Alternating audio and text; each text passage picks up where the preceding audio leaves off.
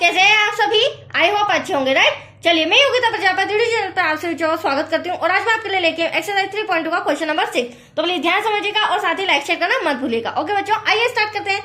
देखिए क्या कहना है इस क्वेश्चन में। एक रैखिक समीकरण 2x + 3y - 8 = 0 दी गई है। ठीक है, दो चरों में एक ऐसी और रैखिक समीकरण लिखिए। मतलब कि हमें सम के अंदर एक रैखिक समीकरण तो दिया गया है, इसी तरह दो चरों वाला हमें एक और रैखिक समीकरण बनाना है। क्यों बनाना है? ताकि प्राप्त युग्म का ज्यामितीय निरूपण, जैसा कि आप देख सकते हैं, ये तीन अलग अलग कंडीशन दी गई। मतलब इन तीनों कंडीशन के अकॉर्डिंग हमें दूसरा रैखिक समीकरण बनाना होगा, जिसमें फर्स्ट कंडीशन है प्रतिच्छेदी करती हुई रेखाएं होना चाहिए, समांतर रेखाओं के अकॉर्डिंग हमारा सेकेंड इक्वेशन होना चाहिए, या फिर संपाती रेखाओं के अकॉर्डिंग हमारा दूसरा इक्वेशन होना चाहिए। तो आया आपको समझ में, जो सेकेंड नंबर का इक्वेशन हम बनाएंगे वो इन तीन कंडीशन के आधार पर होगा। तो चलिए सबसे पहले हम लिख लेते हैं। हमें दिया गया है रैखिक समीकरण।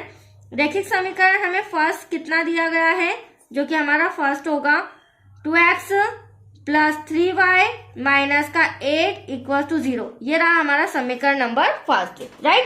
अब हमें करना क्या है बच्चों, हमें प्रतिच्छेदी रेखाओं के अकॉर्डिंग सेकेंड इक्वेशन बनाना होगी। ठीक है, अब देखिए प्रतिच्छेदी करती हुई रेखाएं या प्रतिच्छेद करती हुई रेखाएं।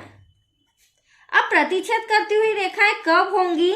जब कंडीशन a1/a2 ≠ b1/b2 होगा। कहने का मतलब ये है बच्चों, प्रतिच्छेदी रेखाएं तब होगी जब a1/a2 बराबर नहीं होना चाहिए b1/b2 के। और चूंकि मैंने पहले भी आपको समझाया, ये जो हमारी इक्वेशन रहती है हम हर बार कंपेयर करते हैं, जैसा कि a1 है, b1 है, c1 है, और जो हम सेकेंड इक्वेशन बनाएंगे वो a2 b2 c2 हो जाएगा, राइट। तो उस अकॉर्डिंग हमें इस तरह की संख्या लेनी होगी, इस तरह की इक्वेशन लेनी होगी कि जो a2 और b2 है वो बराबर आपस में नहीं आना चाहिए।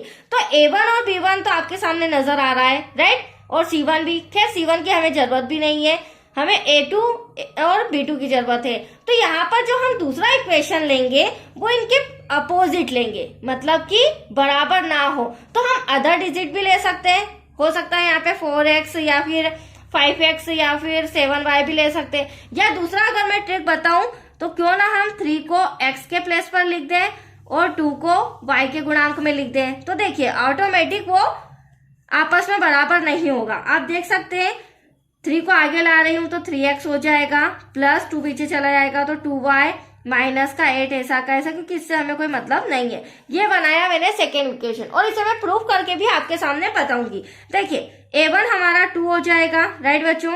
ये रहा a1, क्योंकि फर्स्ट इक्वेशन का a1 b1 c1, और सेकेंड इक्वेशन का a2 ये रहा 3, जिसे मैं डिवाइड में लिख रही हूँ, बराबर। अब b1 की बात करें तो y का गुणांक क्या हो जाएगा 3, और अगर b2 की मैं बात करूं तो सेकेंड इक्वेशन में y का गुणांक क्या हो जाएगा 2। अब आप देख सकते हैं इजीली, क्या a1/a2 बराबर है b1/b2 के? नहीं है, क्योंकि यहाँ 2/3 और यहाँ 3/2 है। तो ये हो गया ≠ आया आपको समझ में। और हमें C1/c2 इसे देखने की तो जरूरत ही नहीं, क्योंकि हमारा प्रतिच्छेदी रेखाएं क्या होता है a1/a2 ≠ b1/b2। तो ये फर्स्ट का आंसर आपका आ चुका है, राइट। अब हम यहीं पर सेकेंड ले लेते हैं। सेकेंड कंडीशन में हमें कहा गया है, पहले हम रैखिक समीकरण लिख लेंगे। रैखिक समीकरण एक तो हमें दिया गया है बच्चों, क्या दिया गया है, 2x + 3y - 8 = 0। अब हमें दूसरा रैखिक समीकरण बनाना है समांतर रेखाओं के अकॉर्डिंग। अब देखिए समांतर रेखाएं कब होती है, जब a1/a2 बराबर होता है b1/b2 के, बट b1/b2 बराबर नहीं, मतलब ≠ होता है c1/c2 के। तो अब हमें c1 और c2 को भी ध्यान में रखना होगा। तो देखिए a1 और a2 तो बराबर होना चाहिए, मतलब सेकेंड इक्वेशन हमें इस तरह से लेनी है कि a2 b2 ये दोनों बराबर आए, लेकिन जो c2 है c1/c2 वो बराबर नहीं आना चाहिए। तो देखिए मैं यहाँ पर सेकेंड इक्वेशन ले लेती हूँ। यहाँ पर हम क्यों ना इसका डबल कर लेते हैं, क्योंकि यही इक्वेशन तो हम ले नहीं सकते, हमें इसके अदर दूसरी इक्वेशन बनानी होगी। तो अगर मैं इसका डबल करूँ तो 2 × 4x हो जाएगा, राइट, और 2 का अगर यहाँ करूँ तो 2 × 3 = 6 हो जाएगा।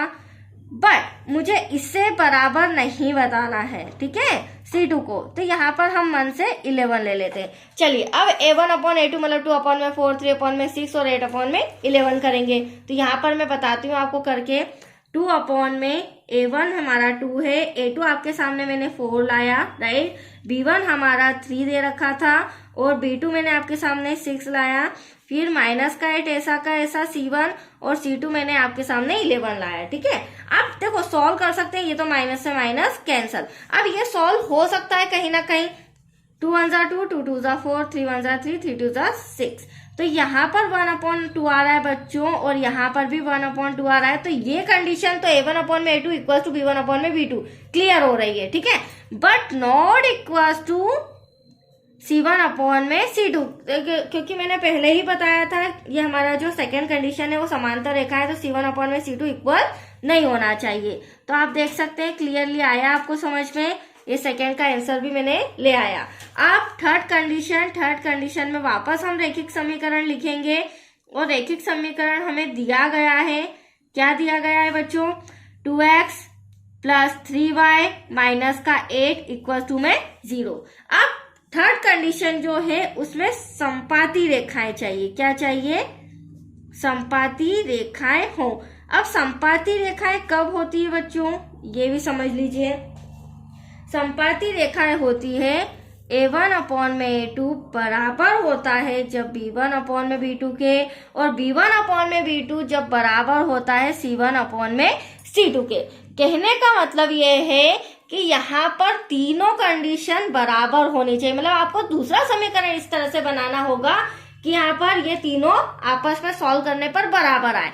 तो क्यों ना, अभी मैंने जिस तरह 2 का गुणा किया था, अब यहाँ पर तो हमारा C1 और C2 भी बराबर आना चाहिए, तो क्यों ना ऐसी संख्या का इसमें गुणा कर दे ताकि वो उसे क्रॉस करने के बाद वापस से हमारा नया इक्वेशन बन जाए, राइट। तो देखिए, और ये तो हम ले नहीं सकते, मैंने पहले ही आपको बताया था, तो इसमें हम 3 का तीनों में करते हैं। देखिए 3 का 2 में करेंगे तो 3 2 जा 6x हो जाएगा, राइट। 3 का 3 में करेंगे तो 3 3 जा 9y हो जाएगा, और यहाँ पर 3 का 8 में करेंगे 3 8 जा 24 इक्वल टू में 0। ये फर्स्ट इक्वेशन, ये आ गई हमारी सेकेंड जो कि हमने बनाई है। अब हम कंपेयर करेंगे A1 B1 C1 A2 B2 C2 से, राइट। मैं आपको प्रूफ भी करके बता रही हूँ कि मैंने इक्वेशन सही लिया गलत लिया।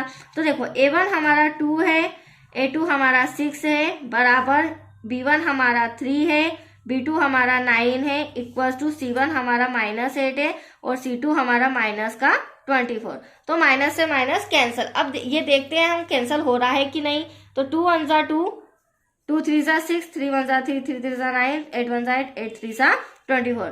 तो एटलीस्ट हमारा आंसर आ रहा है बच्चों 1 अपॉन में 3 इक्वल्स टू 1 अपॉन में 3 इक्वल्स टू 1 अपॉन में 3। तो एटलीस्ट आया आपको समझ में। हमने जो इक्वेशन ली वो इस अकॉर्डिंग ली है ताकि कैंसिल करने पर ये तीनों बराबर आ जाए। A1 अपॉन में A2 बराबर हो जाए B1 अपॉन में B2 के, और B1 अपॉन में B2 बराबर हो जाए C1 अपॉन में C2 के, क्योंकि संपाती रेखाओं का यही फॉर्मूला है। तो आया आपको समझ में। सम कंप्लीट हो चुका है बच्चों।